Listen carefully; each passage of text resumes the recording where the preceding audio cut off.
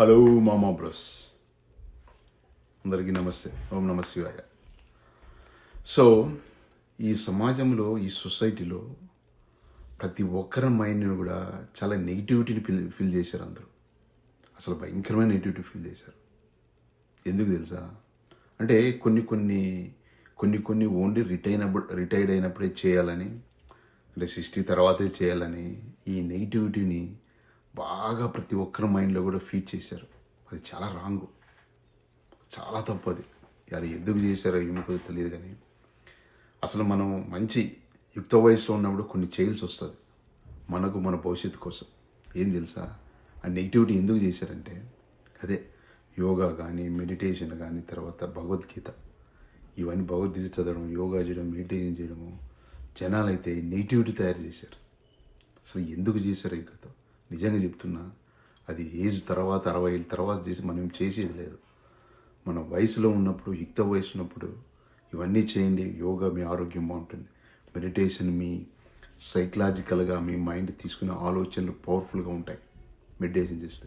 అలాగే భగవద్గీత మన జీవితంలో ఎలా బ్రతకాలి, ఏ సిచ్యుయేషన్లో ఎలాంటి రెస్పాన్స్ ఇవ్వాలి, ఎలా రెస్పాండ్ అవ్వాలి, సో ఇలాంటివన్నీ భగవద్గీతలో చెప్తుంది.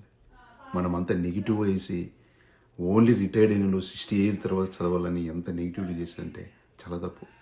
నేను అన్నీ చేస్తాను, నేను కూడా యోగా చేస్తాను, మెడిటేషన్ చేస్తాను, భగవద్గీత కూడా చదువుతాను.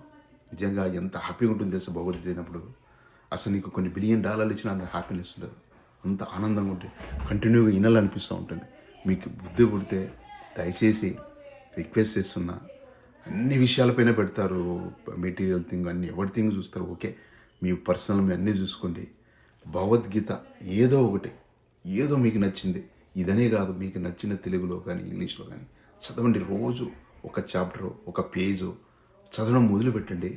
ఆ హ్యాపీనెస్ చూడండి. మీకు నిజంగా మీ జీవితంలో ఎప్పుడు లేనంత ఆనందం వస్తుంది.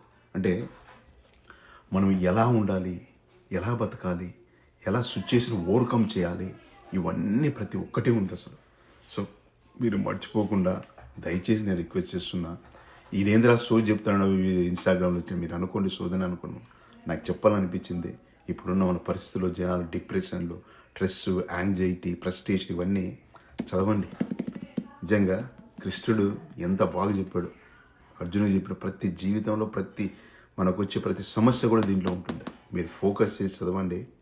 నిజంగా చదవడం ప్లీజ్ దయచేసి. Hare Krishna Krishna Krishna Hare. Thank you. God bless you.